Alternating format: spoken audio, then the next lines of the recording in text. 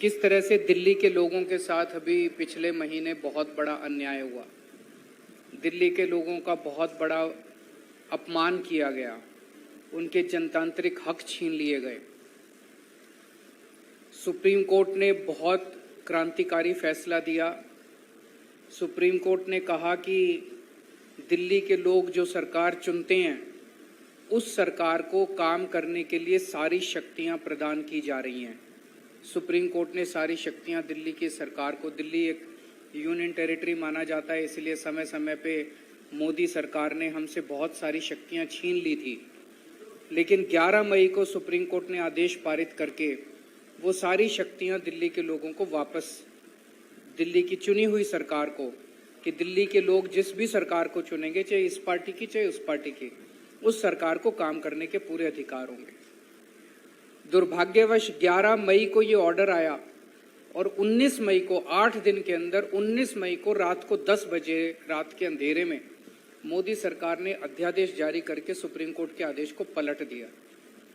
मोदी सरकार ने कहा कि नहीं, दिल्ली की सरकार को हम काम नहीं करने देंगे, दिल्ली वाले जो मर्जी सरकार चुने उसको हम काम नहीं करने देंगे, उसके पास काम करने के लिए कोई शक्तियां नहीं होंगी। ये तो एक तरह से दिल्ली के लोगों का अपमान है, दिल्ली के लोगों के अधिकार छीन लिए गए और दिल्ली के लोगों को बिल्कुल एक तरह से जनतंत्र के अंदर एक बेदखल कर दिया गया, पूरी की पूरी दिल्ली के 2 करोड़ लोगों को। अब ये जो अध्यादेश जारी किया गया है, ये संसद में आएगा, संसद के मॉनसून सेशन में। तो बीजेपी की लोकसभा में तो बहुमत है, लेकिन राज्यसभा में बीजेपी के पास बहुमत नहीं है। उनकी 93 सीट्स हैं 238 में से। तो अगर नॉन बीजेपी सारी पार्टियां इकट्ठी हो जाएं तो इस अध्यादेश को हराया जा सकता है, इसको बिल को हराया जा सकता है। ये बात केवल दिल्ली की नहीं है, ये बात इस देश के जनतंत्र की है, फेडरल प्रिंसिपल्स की है।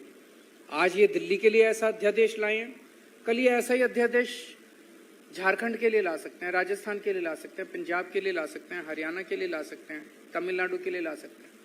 किसी भी राज्य के ऊपर कानून पास करके, अध्यादेश पास करके उसके हकों को छीना जा सकता है। ये तो एक तरह से देश की आजादी की बात है कि जनता सरकार चुनती है और सरकार के पास जनता के सपने पूरे करने के लिए, उनकी जरूरतों को पूरे करने के लिए सारे अधिकार होने चाहिए। ये एक तरह से संविधान के साथ छेड़छाड़ कर रहे हैं, संविधान के बेसिक मूल्यों के साथ छेड़छाड़ कर रहे हैं।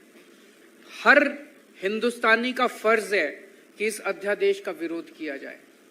अभी हम पूरे देश भर में घूम रहे हैं और हमें सभी पार्टियों का बहुत अच्छा सहयोग मिला।